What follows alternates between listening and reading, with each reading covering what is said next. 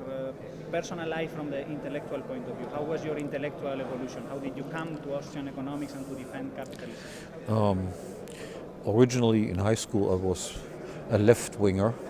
I was attracted to left-wing thought, Marxist thought, because of its deductive nature, trying to develop a system that would allow you to understand all phenomena and their interrelatedness.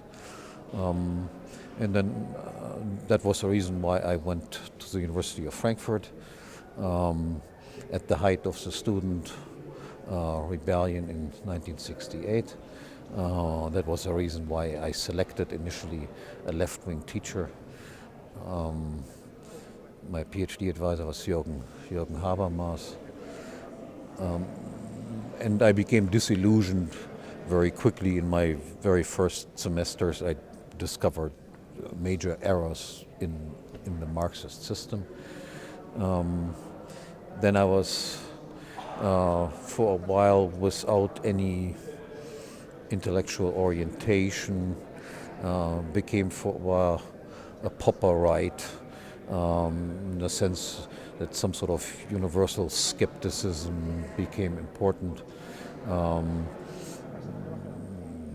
basic view of the Popperites is in a way there are no a priori truths about the real world. Everything is some sort of hypothetical, or else it is just a tautology. Then by reading popular press, I discovered Friedman, who persuaded me to become a free marketeer.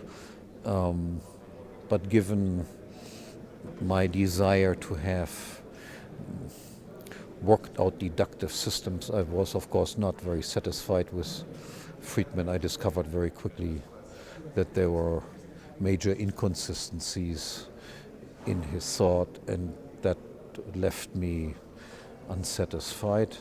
Then I discovered Hayek. I thought Hayek avoided some of these inconsistencies, but by no means all. By reading Hayek, I should mention that none of my teachers pointed out Friedman or Hayek to me. Through Hayek's footnotes, I discovered Mises. And at that time, I started working on a book that became later on my habilitation thesis on the methodology of the social sciences in general. And I had doubts about what economists said about their own discipline, that their statements were hypotheses. I thought statements like the quantity theory of money always struck me as something that was non-hypothetically true. But I did not discover any economist who ever said this. But by becoming aware of Mises and then reading his major work, Human Action, I immediately discovered that he had said exactly the same thing that I had come to as a conclusion as well, that economic propositions are precisely what Kant and other philosophers have, synthetic a priori statements that are not testable in the normal sense of testability, and nonetheless do say something that applies to real objects. And I became instantly a Misesian.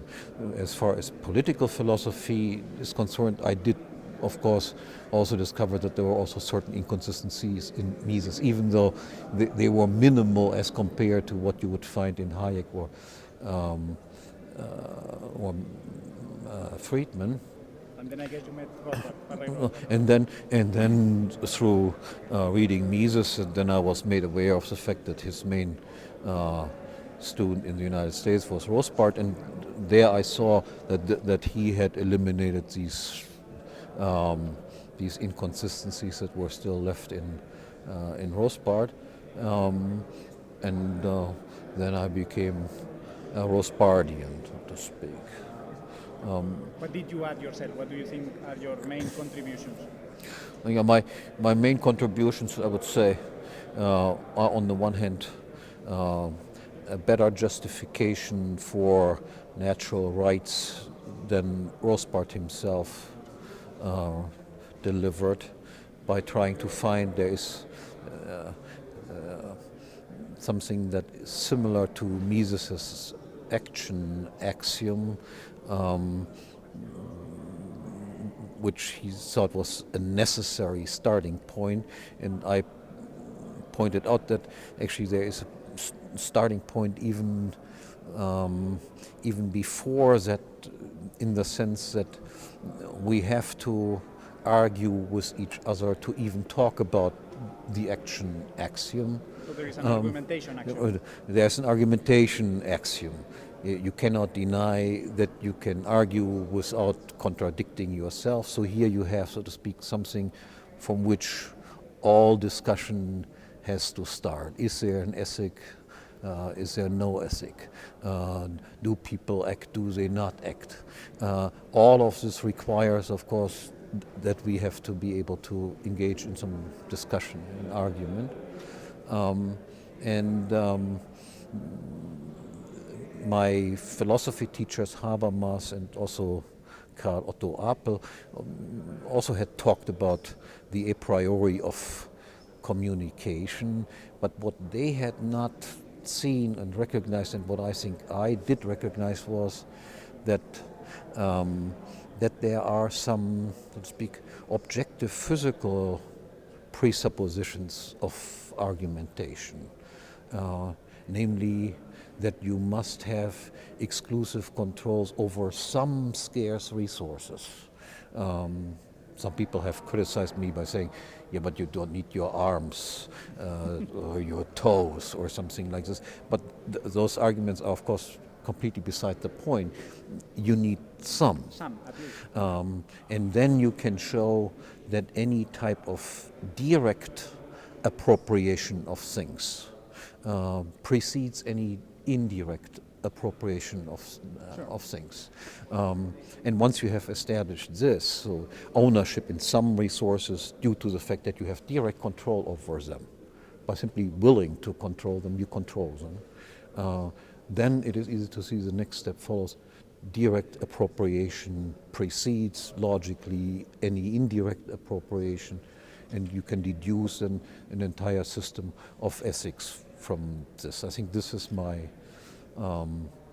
main contribution in the area of political philosophy, or pure philosophy, if you want. The foundation of ethics been put on a new basis, I think. That's the foundation of your defense of capitalism and your critique of socialism.